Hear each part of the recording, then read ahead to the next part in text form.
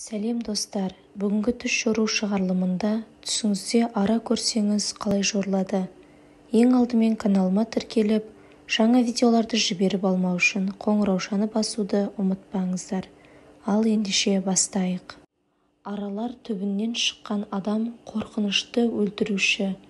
Белгілі бір жерге ұшқан көптеген аралар сол жердегі тұрғындармен соғысатын батыл және күшті жауынгердің келуі.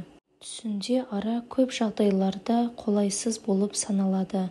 Әсіресе бұл жәндіктер сізге зиян тигізсе.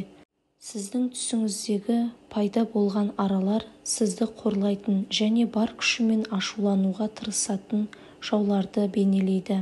Егер сізді түсіңізде ара шағып алса, бұл сіздің өміріңізді нашарлатуға, бақытыңызды, отбасылық тыныштықты бұзуға бар күш-жігерін салып тырысатын зұлым адамдар сізді қызғанады дегенді білдіреді. Түсінде қоршап алған және құлағына дөрекі шуылдаған аралар оның қиындықтарға тап болатынын білдіреді.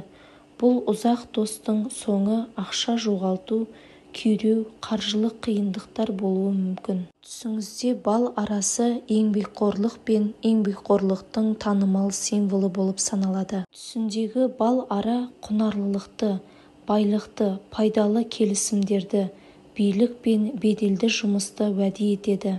Және бал аралары берекелі, өнімді, пайдалы және ықпалды адамды білдіреді.